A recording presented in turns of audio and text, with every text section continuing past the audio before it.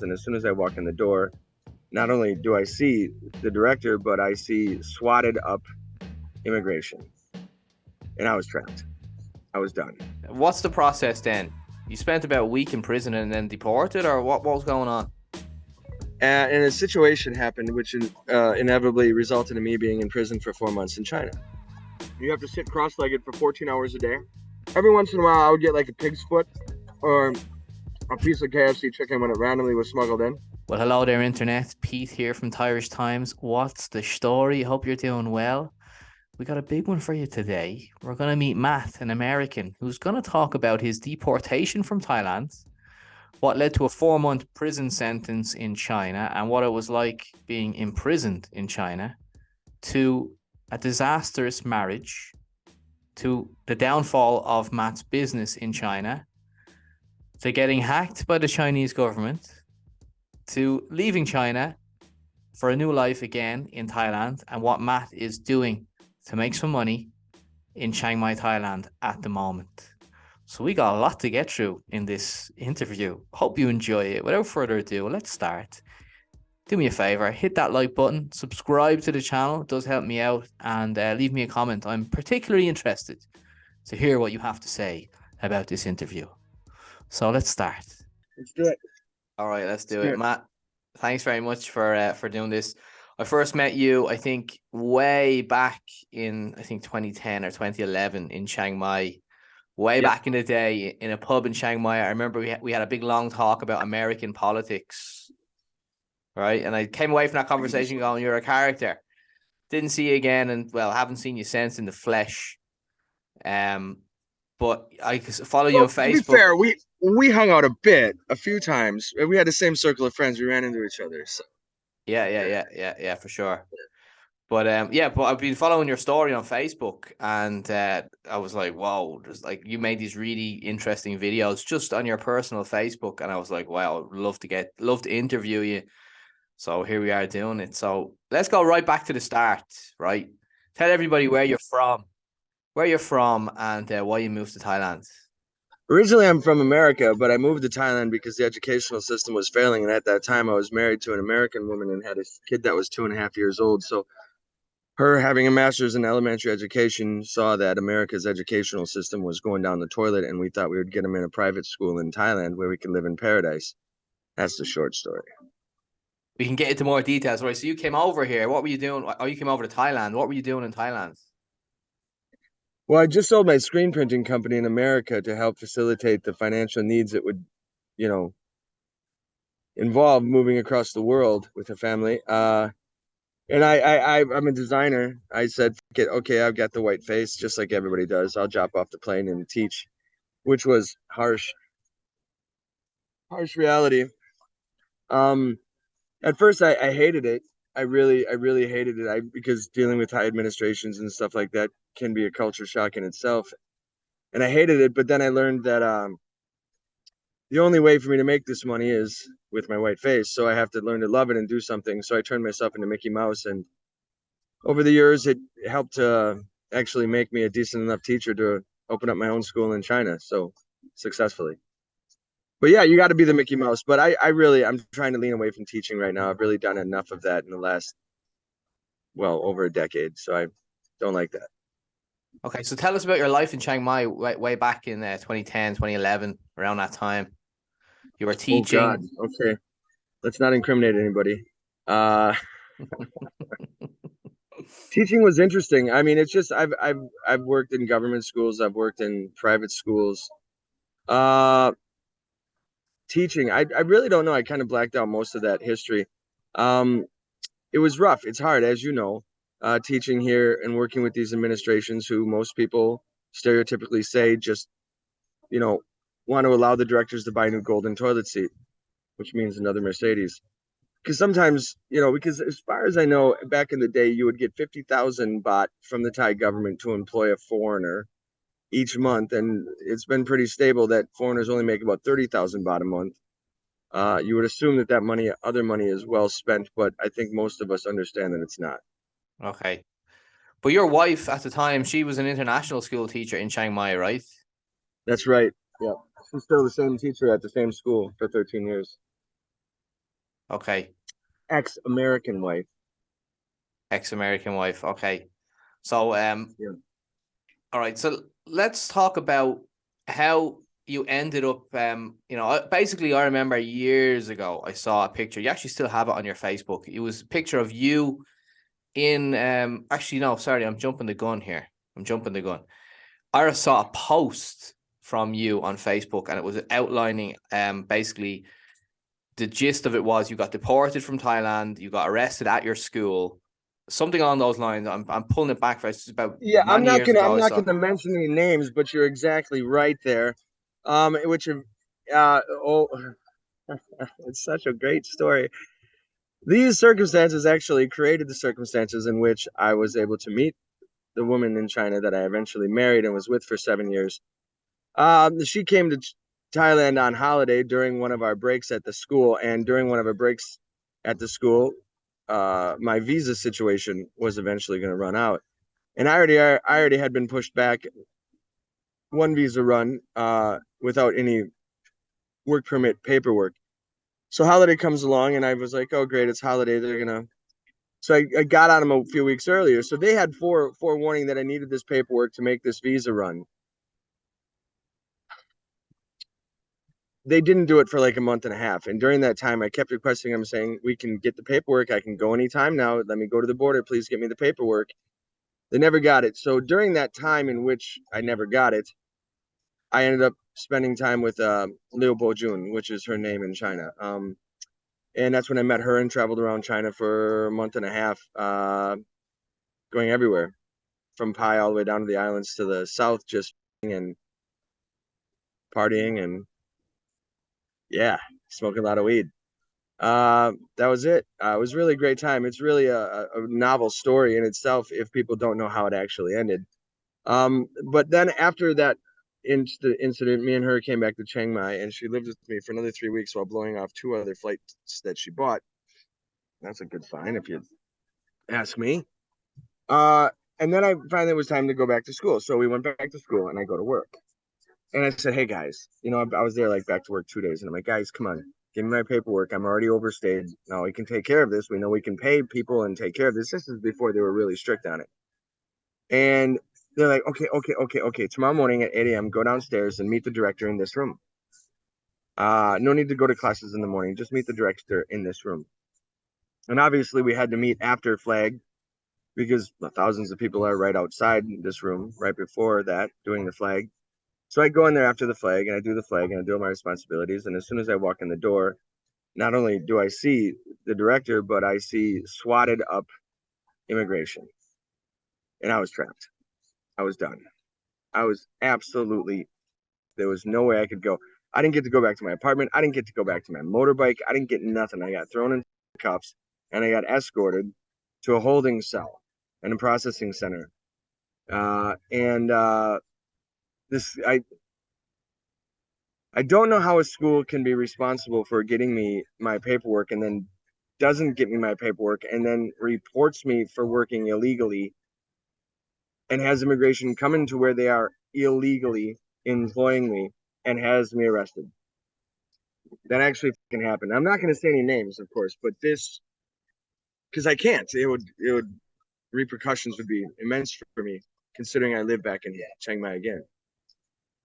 So you reckon the school probably just fed up with you and just didn't want to process your visa, knew you were on overstay, and just was the director was like, "Hey, immigration, come on over here, get rid of this problem for me." Yes, yes, yes, because it's not that they didn't I just didn't fall in line and say, "Yes, sir, yes, sir, master, yes, sir. So what can I do for you? Oh, can I get to this for you? Can I do an extra class? Can say English camp I can do for you with no pay that involves 12 hours of traveling, please?" I wasn't that guy. So yeah, they got tired of me. But I was damn good at my fucking job. And I'm really proud of that. I don't have that energy or that passion left in the classroom, which is interesting. But now that I'm in the cannabis industry in Thailand, I don't mind.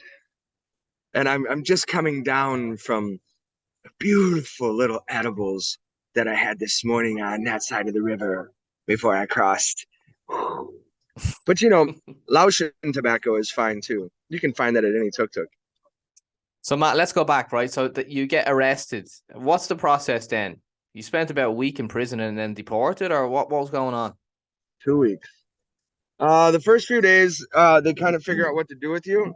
Like they just process you and shit like that. And then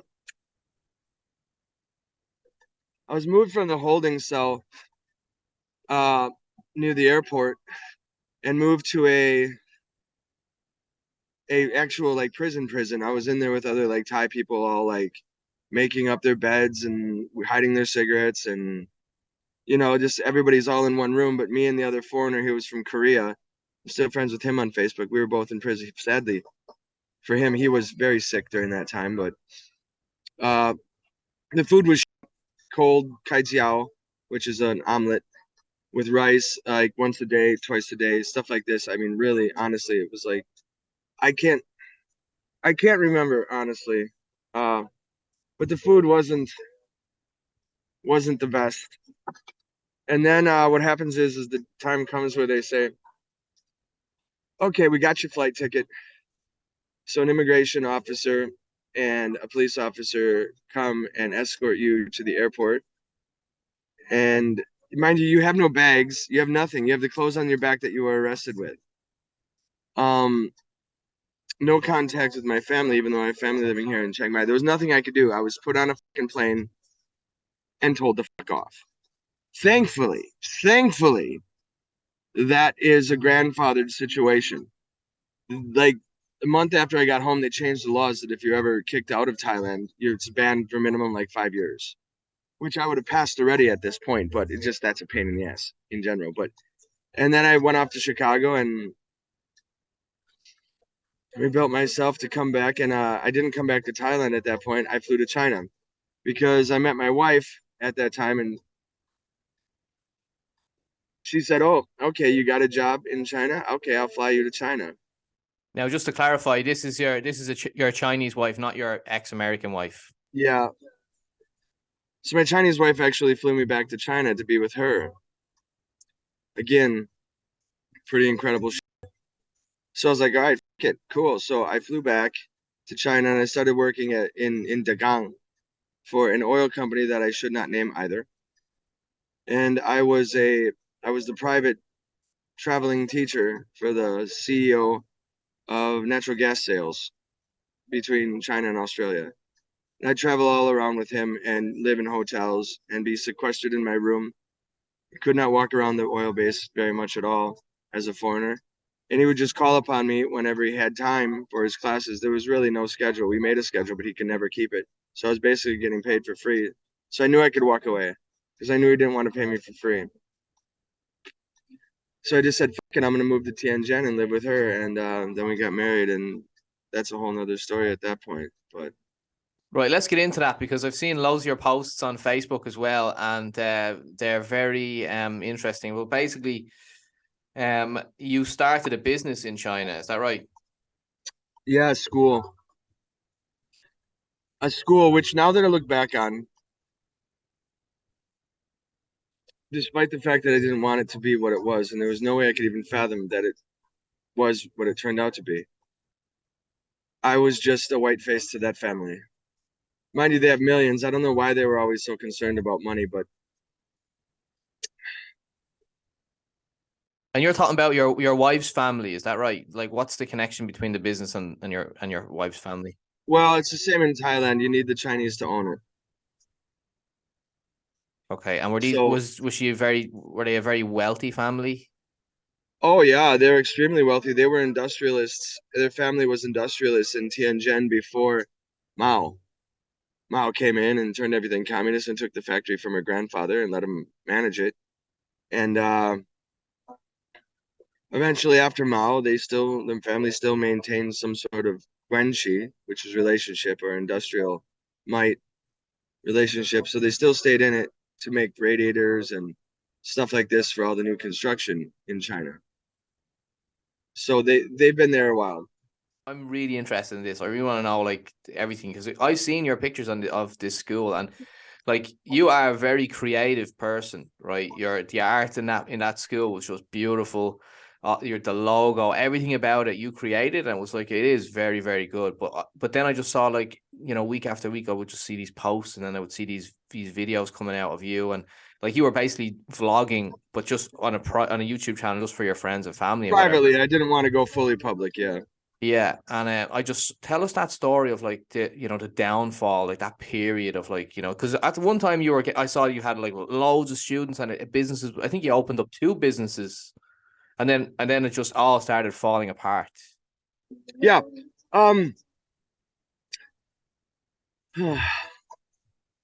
It did. Yes, I had 2 schools. I had one in city center in Nankai and Tianjin, and I had one in Hoshi. And my wife expected me.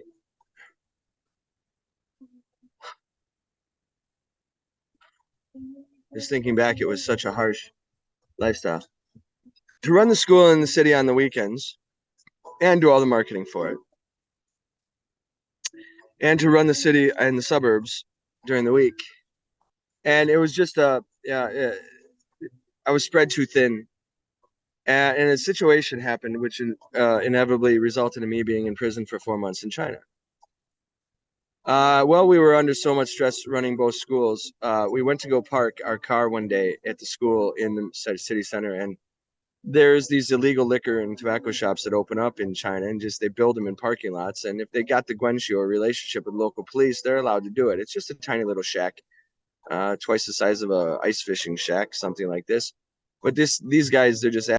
He was drunk one day, and we parked our car in our building's parking lot. Now we own the whole 3rd floor, so like get off our case. We can park here, all right? But my wife, being at this time, her severe clinical depression started to manifest a lot because of the pressure that she was under by her parents from marrying a white guy. They were constantly, we weren't married at this point.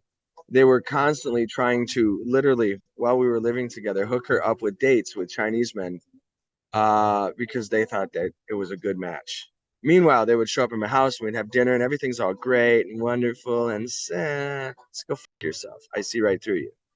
So this is the family that I married into, and me and my wife had an understanding to such a degree that for the first 2 years of our marriage, we told their parents to fuck off, leave us alone. No, we don't want your money. Stop bringing over bags of cash. We don't want this. We don't need this help. No, we don't want to go on a fucking holiday. Thank you very much. Blah blah blah. Because this is how the Chinese buy you. If you say yes to something, then you owe them. That's the way it is. There's a gifting policy in China, and it's really scary. For example, in a very simple sense, every Chinese New Year, which is right around the corner, about a month away, uh, is a big gift giving season. And there's a rule in China that you have to offer the gift, and a person must deny it twice before they take it. And if they do decide to take it, insofar as Chinese New Year gifts are concerned, that means that you have signed on to offer them your services with your skills and your guanxi, your relationships, during that year. If you do not accept that gift at Chinese New Year, it's not rude. It's just politely saying, I'm not really sure I can help you this year with what you might need. So you don't accept the gift. But this is what they do in China is they push upon you these things. They buy you, they purchase you. And that's exactly what my parents did to my wife. She eventually succumbed to the millions and millions and millions that she got from them. She literally called threatening to kill herself, saying, give me 10 million or I'm going to kill myself tomorrow. And then she proceeded to spend many days calling every member of her family on both sides, telling them she's going to kill himself and that they're horrible for always sucking money off of her parents. And then she says, Mom, I'm going to kill myself. Give me 10 million. So it came down to the fact that her father was like, I can get you 4.7 million tomorrow. Just meet me at the bank. I've got it. I made the calls. Meet me. So I'm thinking, and this is after 2 years of her telling her parents to fuck off. So me having a Western mind, I'm thinking to myself, all right, fine. All right, it's for money. I get it. I'm not excited about that. But this is a big enough slap in the fucking face to drop her parents off our radar. It wasn't. The signal her parents got is, finally, we found her price. And from that moment on, I became nothing. No matter how hard I worked, no matter if I made enough money to take her to the Maldives, it was nothing. They won. They erased me. And by the time they did that, we already had a kid. We're married. And love in China is skin deep. I would think love any. I can't trust a woman again after what I really loved my wife. I really worked hard for her. Matter of fact, I almost left her multiple times. One time I was even on an airplane because she was clinically depressed and she very abusive. She used the last 2 years, she used to beat me almost every 2 days. I could get punched in the face just from trying to deal with something. I almost left her. I got on a plane. I sat down. I checked my baggage. I put my luggage in the overhead. I buckled in, and I said to myself, I can't leave her just because I don't understand her depression. I should stay and be good and help her. That was one of the biggest mistakes in my life. However, I do have a son now from it who knows what will happen. He doesn't know me. I just found out 2 days ago he doesn't even speak English anymore. But that was before our son. But I would like to say I should have left, but I have my son and he's alive and he's a human being. I can't say that, but yeah. So Matt, you said that like her parents gave her money and then everything changed. What do you mean by that? Well,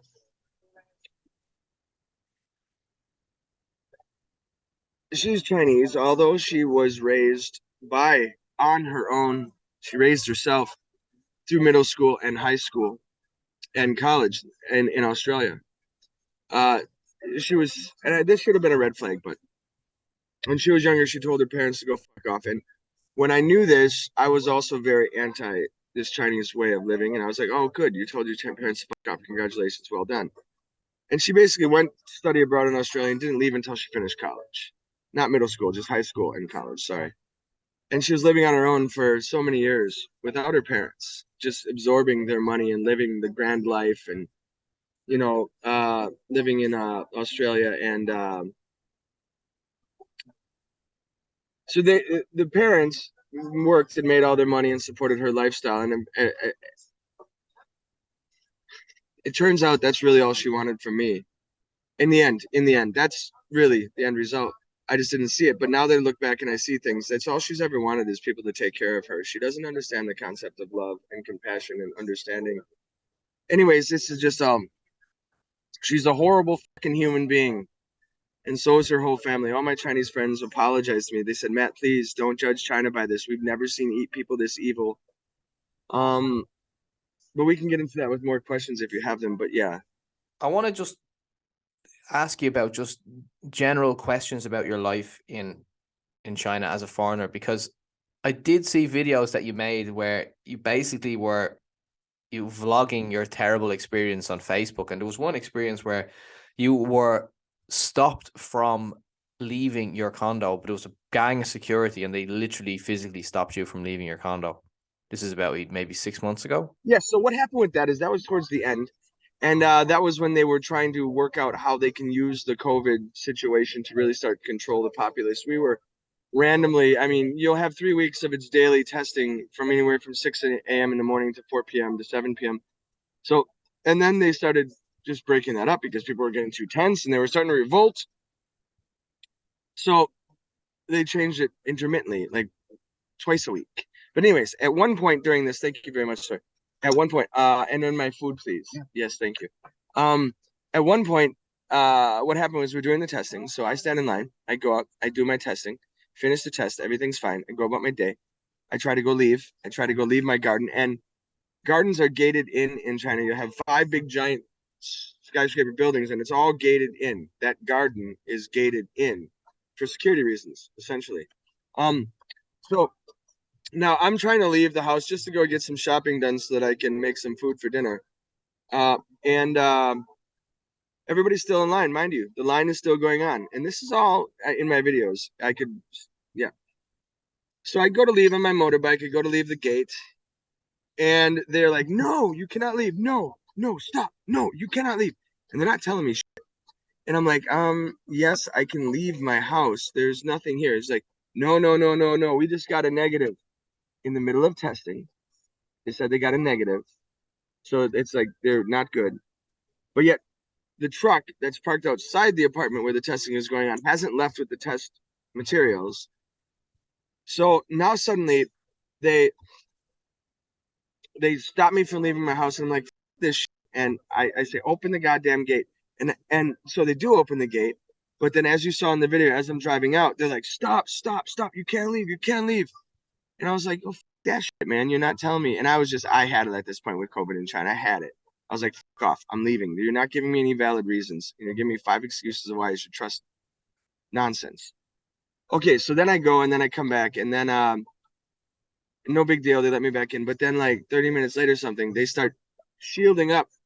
They literally start putting corrugated steel sheets up onto the cast iron fences of our community and tying them in and walling us in. So literally nobody can leave. At this point, you got a whole bunch of Chinese people outside the front gate arguing to get back in because this is the time of day when all the grandmas are out shopping for dinner food. So all these people are coming back with groceries, and some of them are trying to leave with groceries, and they're like, no, nobody can come in, nobody can come out. You can't do it. Boom. And everybody's like, why? What the fuck are we supposed to do now? Like, and it was just chaos. It was chaos. So I just said, get whatever. Went back upstairs, had a few whiskeys, shot a short video or whatever, sorted it out, and then I came back down, and it was all gone. 20 minutes. It was all gone. And I asked him what happened. Where's everybody? Where? I mean, I have video of you fucking putting up fencing and locking us in, and now it's all gone. Tell me what happened. Like, oh, false negative. False negative. Thank you. Right here is okay. Right here is okay. You can bring it to me here. Thank you. The reservation is not till 6, so we should be okay. Thank you very much. I appreciate that. Thank you very much. Wow. That's cool. What do you got there? Shrimp spring rolls and chicken satay. You're the first man that I've ever had on the channel that's going to eat while doing an interview. I'm me, man. No whole barred. I'm real. Yeah, well, that's it. Be real. Be real. I'm putting together a new YouTube channel. My old YouTube channel is Wanderlust Adventures, which is very hard to find, and apparently I've named a video game. So on YouTube, I'm kind of. But the new YouTube channel that I'm going to release soon is called Reality Trek. And the first video will be from my first trip to Laos, where we witness how society has resigned to whippets at a bar instead of whiskey. So it's kind of, but I'll leave it. Let me know when you make that, and I'll leave a link and I'll promote it for you.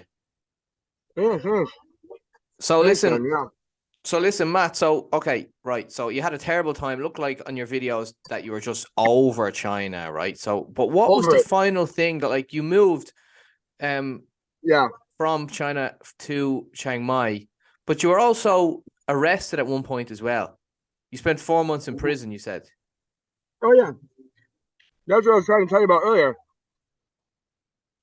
We were parking our car, and the drunk guy, said, "No, you can't park there." And my wife decided to start destroying his displays out on the sidewalk because of her clinical depression. She was just having a bad day, and she always needs somebody to vent on. She could yell and scream at a stranger and call him the worst thing in the world and turn into a perfectly happy person afterwards, and she could be that way good for days. And then she needs somebody else to scream and yell at. So this day that she did this, she did that. And me being an American, I'm only there like 2 years at this point. And I always understood that, don't do anything unless physical harm is being caused to somebody else. So I waited. She's running around destroying. I waited. She's knocking over all his displays and stuff. So I waited. And then he comes up to her, and he's obviously drunk. He's baiting her, and she's falling right for it. So he comes up to her, and he grabs her by her upper arms and starts banging his head into her chest, right? So I get behind him, and I'm carrying my briefcase with one arm and get him behind his shoulder and just try to pull him back away from her. Non-aggressive, nothing like this. He drops to the ground straight away, and feigns he's been hurt. Now, he had that liquor store in that parking lot because he had a relationship with the police that were blocked down. So I eventually lost. Those police allowed him to go to 6 different doctors over the course of 4 months to show that he had 6 broken ribs. Then during this time, my wife's depression got really, really bad. And she just needed a holiday. She needed the release. We really traveled a lot around the world just to relax and free her mind. So on this occasion, Chinese New Year is around the corner, and her mom's like, she really needs to leave. You really gotta help her relax, get out. Um, and I just talked to the court this Friday evening, and this is when she called us during Friday during the day. Her mother and was like, "You need to meet for dinner tonight. Meet for dinner tonight." I mean, we were supposed to leave for Singapore next Wednesday. She's like, "You need to meet us for dinner tonight. This is important. I just came from the court today regarding this case." She says they're gonna block your passport. But I found this out at closing of court hours on Friday night, and they're closed for the weekend, so they're not actually going to get this finished until Monday. So, Matt, you need to get on a plane right now and leave so that you can make sure that you have the ability to give her, your wife, a good holiday so she can recover. So I was like, okay, okay, okay. So now her mother is my lawyer at this time, okay, because she's a criminal defense lawyer for 30 years in Tianjin, so she's obviously my lawyer. And she's like, Matt, get on a plane tomorrow. Go home tonight after dinner, pack, get on a plane. If you can get on a plane tonight, do it. Meet Bo June in Singapore on Wednesday. So I was like, all right, cool, I'll go. So we did this, and then we traveled Thailand, Indonesia, Singapore, Bali, all this shit on the whole holiday. I get back, I'm there about 2 weeks, and her mother comes up to me and is like, oh, there's another court date coming on Thursday, and we'll talk to the court. We'll see what's going on with the case. So I go to court. I go to court. As I pull up on my motorbike, I see her mother standing outside uh, the courthouse, and I park my motorbike and I walk down the street to catch up to her, and I see she's getting in a cab. I was like, I'm fucking a court appointments in 15 minutes. What are you doing? She's like, oh, emergency, emergency, emergency. You go inside, say yes to everything. Everything will be okay. I'll talk to you later today. So I'm like, all right. So I go in, I say yes to everything.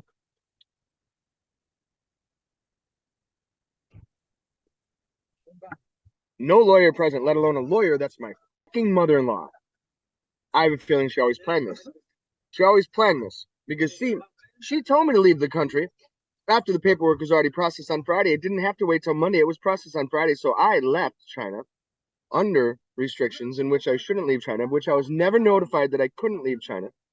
And then once I came back, they're like, well, you left during a court case and you weren't allowed to. So now you have to sit in jail until this court case is finished. When she negotiated it down, that I had to admit that I was guilty and pay 150,000 RMB and sit a length of time for the minimum sentence of 4 months. But I wasn't told this until that 4 month date. She fucking left me in the dark the whole time I was in prison. And what was it like spending time in prison in China? Well, you have to sit cross-legged for 14 hours a day. You're gonna get some broth with cabbage that was probably boiled with bones or something to give it some flavor. Some broth with cabbage and a rice and a mian towel, the little white bun for breakfast. You're lucky to get no thank you, I'm okay. No, thank you, I'm okay. Please, I've got it. Thank you. Um so you would sit there and meat would come for dinner on Thursdays. Fridays, maybe sometimes we would get like a really good there's a sweet stewed meat, maybe we would get. Um Saturdays was cool. It was a free day, so we could walk around on Saturdays. Um we had to sit there. There's a hierarchy inside the prison system, of course, every little area. Now my boss, the boss of the cell, the kunyai, he was a deposed Tianjin judge who didn't align his beliefs with the Xi Jinping party when it came into power. So legal action was taken against him as the judge of that city, insofar as his private business for construction is concerned. So they tried to get him on some financial shit for his business, which I'm pretty sure he probably did bad. But anyways, he was there, and sometimes he would smuggle in KFC. And considering I was the only white guy and they felt bad for me, every once in a while I would get like a pig's foot or a piece of KFC chicken when it randomly was smuggled in. That's how I learned to love barbecue pig's foot in China. It's actually really good, believe it or not. Just don't look at it. Um, but no, it's fear. It was hell. We slept on the floor. Um, I used my own jacket I was arrested with as my pillow for 4 months. Um, but I was lucky enough to be given a job as guard or watch during that time in a Chinese prison.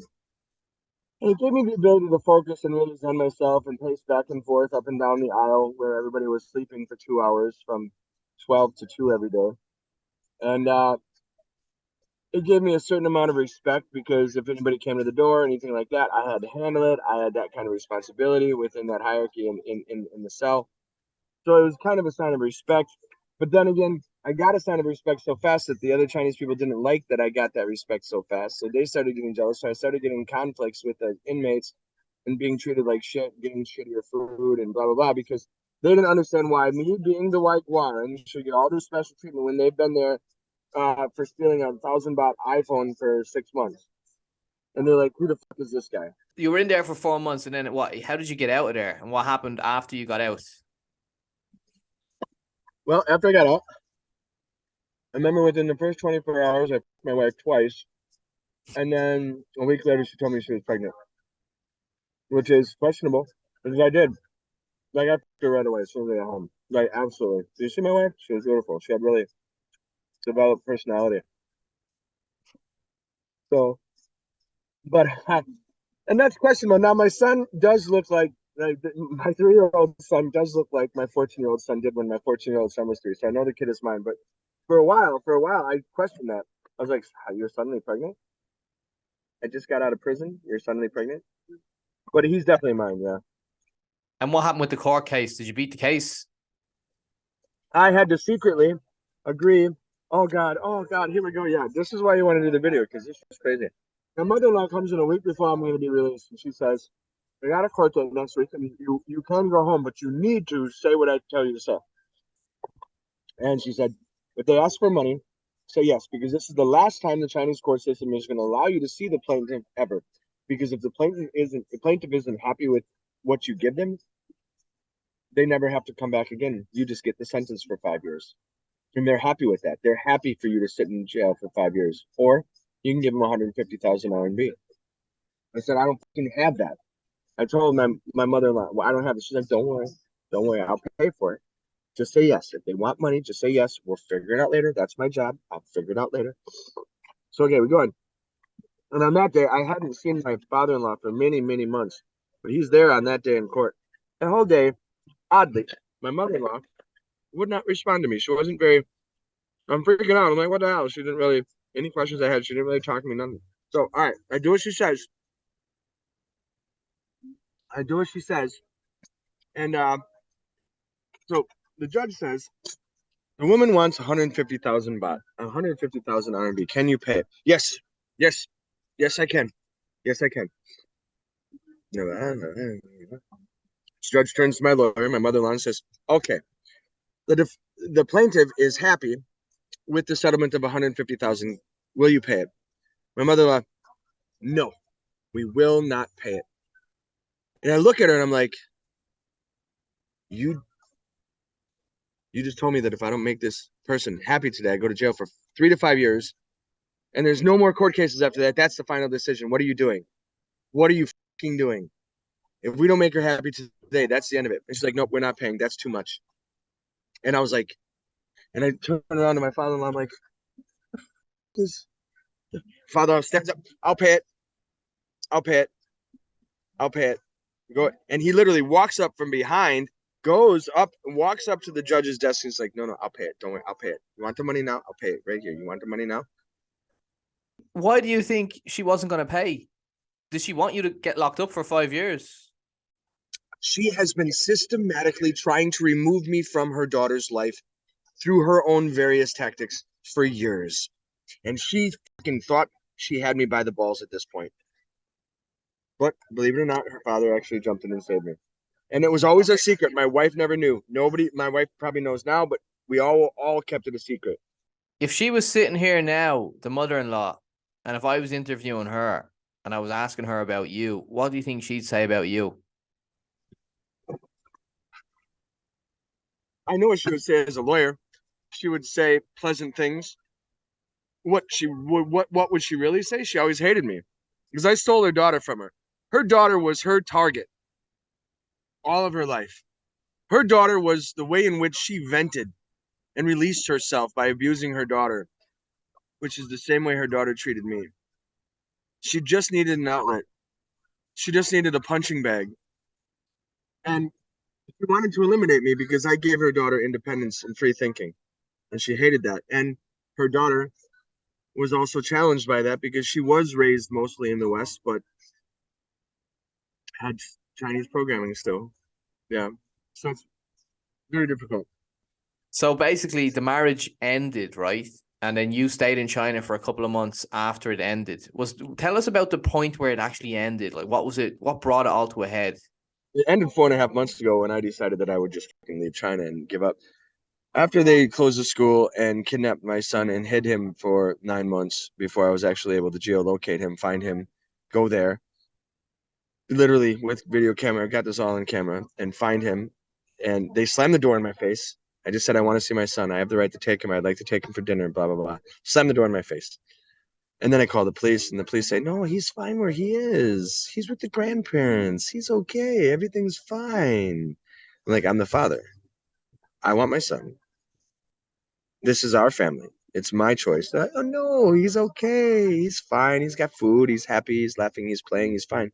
Despite they're trying to change the law specifically to avoid this on June 1st of 2022 on Children's Day, that it is illegal to hide a child from a parent during a divorce dispute. If a parent, if Bojun, my wife, has him, I can't take him away. She's the parent. She has custody and control of him right now. I can't. But if I can find him when he's with someone else, I have full right to grab him and take him. But even the police wouldn't follow their own laws. And I have all that on video. Yeah. So they wouldn't let you see your kid at all. When was the last time you saw your kid? About 2 weeks before all of this happened, back in the day when I dropped him off at night with his mother, and then she said her parents are picking him up. And I thought it was only for a few days. We had a rule that it was only for a few days because he would always come back very naughty. Because in Chinese parents, grandparents just say yes to everything. They don't reprimand. They don't paddle him on the fucking ass like I got as a kid, which I think is okay. And they turned out all right. But not that I would do that. I've never paddled either one of my son's asses. But the whole point is they were only supposed to have him a few days, and then things got a little dicey. And he was gone for weeks, and then she shut down the school, stole all my clients' money, abandoned the apartment lease, and left me homeless. So then what? You decided you were going to get out of China. You just left. Well, that's a fast forward for about a year. Yes, at that point, yes. But for a year, I struggled to. Some of my clients who lost their money were suing my wife in court. She was countersuing them because they sued her. A ridiculous cycle. But they stayed with me, and I started privately and illegally teaching English in my own home. And some of those clients today I still have online, which helped me make the money enough to afford an exodus of China and live in Thailand. I also saw on your Facebook that you claimed that your wife stole the students' tuition money from your business. Yeah. So how it was is we have all these clients, at that time 58 clients, who pay a contract, yearly contract in advance, which is 14,000 RMB each, for 14,800. So now here, let's just have fun. We gotta look at the clock. These guys are getting. You're under pressure to move there, are you? Yeah. But nobody's actually here. It's just supposedly people are coming. All right, so here, let's just do the math. I forget it. 58 times 14,800. So 1 year's income at this point in my career. What currency is that? Almost a million. Almost a million. 854,400 RMB. She was never fucking satisfied. We were living in $1 million house. We had our own gym. Our son had his own bedroom. We had our own bedroom with an ensuite bathroom. We had an industrial kitchen that was worthy of a fucking restaurant. We had it all. A mini, not a Volkswagen, listen, a mini. I had 3 motorbikes. I was in paradise. I was working so hard. Do you like having a little bit of drama in your life? No, I actually hate fucking drama, but I'm not shy of it because drama is everywhere. Life is suffering. If we don't learn how to adapt and adjust ourselves to deal with the suffering and the bullshit that we get you're gonna suffer. You're just gonna be miserable. So you have to. I'm okay. I'm really You're very okay. vocal on Facebook with your comments and your videos and stuff like that. And you're not shy to I mean, I've seen comments with some of your friends and you're applying back, and it's a bit back and forth, a little bit controversial. And you did say in one of your videos that there was a friend in China that said that your stories were sensationalist. I heard you mention that in one of your A lot videos. of people believe that because the shit that's happened to me is so fucking unreal. But I actually have proof of it all. So anybody can say what they want to be and being sensationalist. Do I develop a character in which I portrayed shit? Yes. Uh, Old fashioned behind the red curtain started as a way in which I could prevent my own depression, which also fostered it, but in a safe net. I got to the point where I was drinking maybe a bottle of whiskey a day for about 2 months.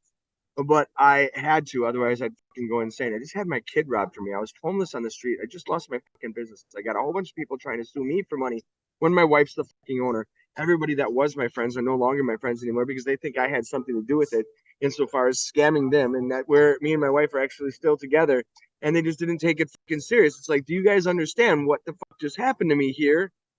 And they just don't get it. They just don't get it. So it was Okay, so what's the story about you claiming that you were hacked?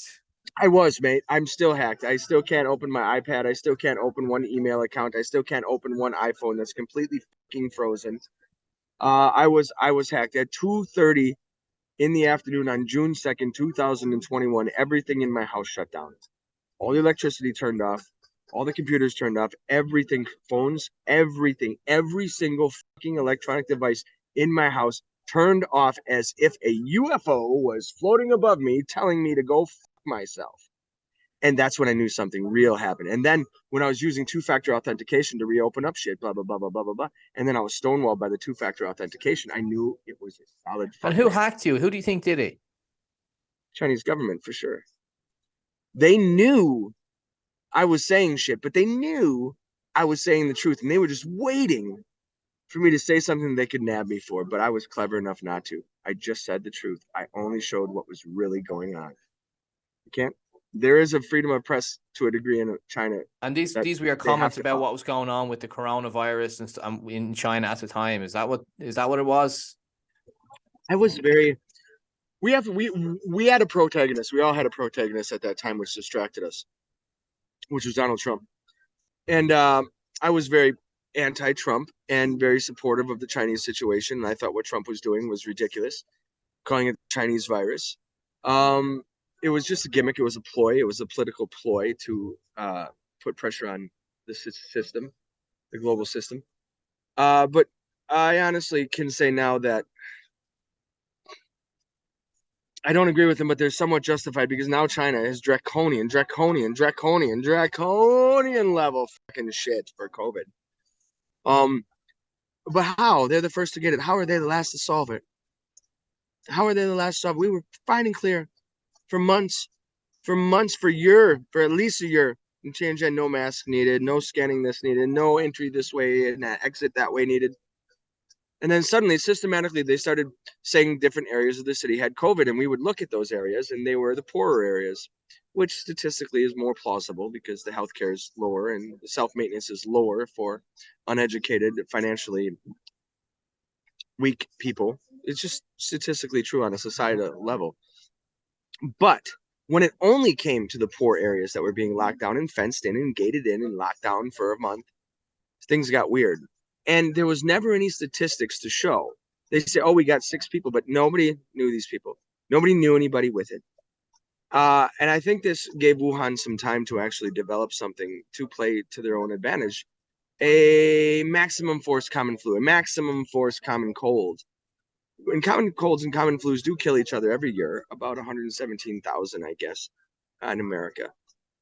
But if you magnify that, you're going to kill off the old population, which is the population that's holding China behind right now, which is something they said, oh, we don't want that to happen. That's why we have such strict measures. But then they just started getting really bad COVID while the rest of the world was wide open and cool.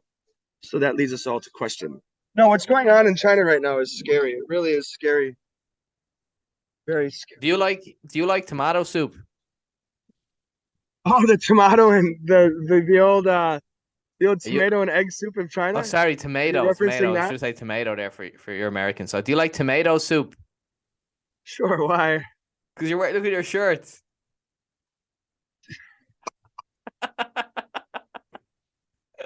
It's an Andy Warhol shirt, mate. Oh, okay. I thought it Andy was Warhol, I pop thought you were art. just a big fan of Campbell's soup. Ah, what's happening to society? Oh my God. I don't even know an Andy Warhol piece. Ah, you're killing me, Pete. You got the Okay. Tate Modern, but you're also Irish, so it's okay. Well, yeah, yeah, we're not big fans of that kind of art. Well, we do like Campbell's soup over here in Yeah. Ireland. You know, I do like my Campbell's Yeah. soup. Anyway, tell us about your life in Thailand. Which time? Oh, so you're back now. You've left China. You left everything behind, and now you're back. Oh, you're currently doing a visa running now, but you're living in Thailand. So, tell us what's the plan? Because you only moved over there a couple of months ago. Like, yeah, yeah. What's next? What's the next chapter going to be, Matt? I originally moved over here to work for one of the biggest growers of cannabis in Thailand. I don't know how much again I can say. He met with the royal family. He consulted with the royal family. He met with the princess. He was supposed to meet the king, but the king never showed up that day. But he sat with the princess and consulted on the future of cannabis legalization in Thailand. And he helped write part of the speech that the king used to legalize it and was the first one in all of Thailand to ever receive a license to grow cannabis for recreational use commercially. So I originally moved here to grow with him, but I'm not, I don't have a green thumb. I was just well motivated with good business skills and a hard work ethic, but he couldn't get me into the grows because it would be more disadvantage to him to have me in the grows than anything else. So eventually he found a place for me, and he's given me. Initially he gave me distillate, THC distillate, of which I used to make edibles. Um,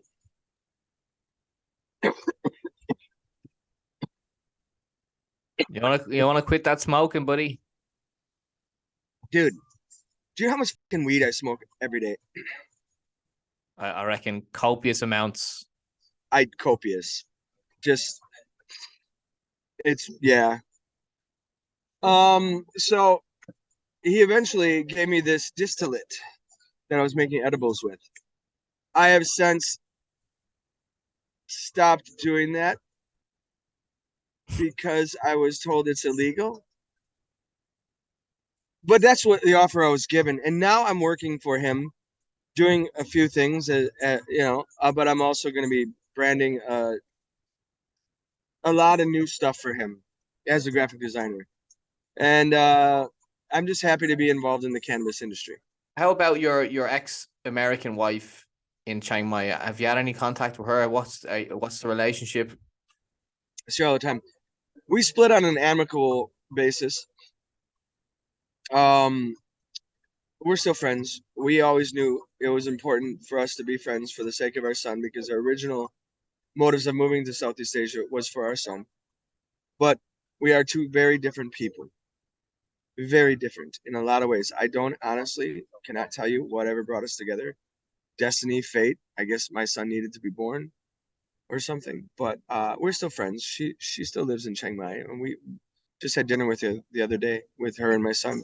And how's your Had burgers American and shit. son enjoying life in Thailand? So he basically grew up in Thailand since he was 2 or 3 years of age, right? So he's Yeah, never really he lived in doesn't. America.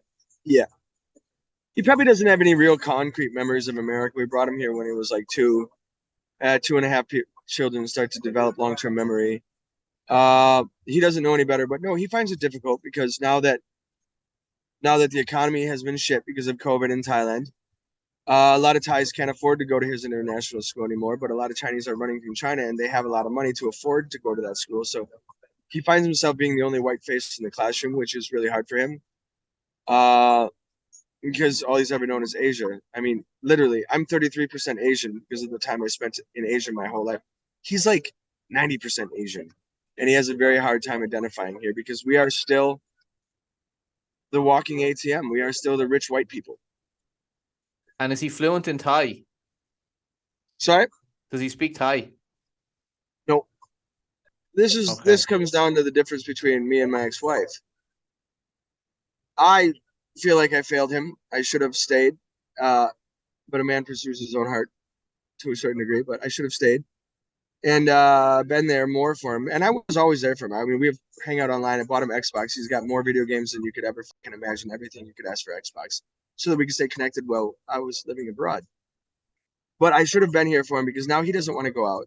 He doesn't want to do much. It's just like his mom, sit at home and collect books or something. Which really isn't who his dad is. So I'm thankful that I'm back here now to give him an idea, still in his teen years, exactly what kind of man his father is. Not that I have any expectation of him. He can be whoever he wants to be. But just so he has a better idea of who I am. I've never lied to my son. I always made that the rule. I tell him the honest God truth about everything, good or bad. And that's the appropriate thing to do for any child, but most specifically in my situation where I'm wandering. Well, I mean, look, man, look, you're definitely a vocal character. You know, I see in your Facebook, you're not shy, and it's good to get someone on the channel that's not afraid of what people think and just puts it all out there. I admire that. Well, thanks. I'll talk to my bosses and see what I can say about the cannabis industry in Thailand, and maybe we can do another bit sometime. Yeah, exactly. Maybe we could do a follow up and just find out your journey of what's going on for you in Chiang Mai, how it all develops, because you're on a new chapter now of your life, and I just wish you the best. Yeah, no, thanks, Pete. This was great. I totally loved it. I'm glad I was able to help you out with something, you know. I wish you would come back here, but really, it's really paradise now. It's right over there across that river. It's I know, man. I just saw the sun. The whole video. I've been watching the sun go down and the sunset, and it's etched in my mind. And yeah, look, I miss it. But like anything, we all start new chapters, and I'm on a new chapter here. And I'm gonna give this a go and see where it takes me. Well, we miss you here, man. Wish we had more time with you here. You were always down in Bangkok, but I was up north, so we never had time. But we did run into each man, other it's once in Bangkok, actually. Remember that? sorry. We did run into each other once in Bangkok. We did. We did randomly. Like you were out and I was out. I was out. Actually, my sister was over here. It was over in Bangkok. My sister and her partner were there, and we were out having a drink. And I walked into the toilet of this pub in Sukhumvit, wherever it was. And you walked in after, and you were like, your eyes lit up. And I was like, Matt, what's that? What's going on? So we had that random meetup in Bangkok. That was pretty cool. Let me give everybody one more view. Yeah, show us that view of Vientiane there over the Mekong. So this way is down to Vientiane main city. And there's the river, but there's nothing down there but darkness. But yeah, that's it. So yeah. That's it, buddy. Thanks for showing us. Listen, take it easy. I loved it, man. Take it easy, Matt. See you. Yep. See you later, Pete. Take it easy. Bye. Take care, everybody. Thanks, everybody, for watching. Bye.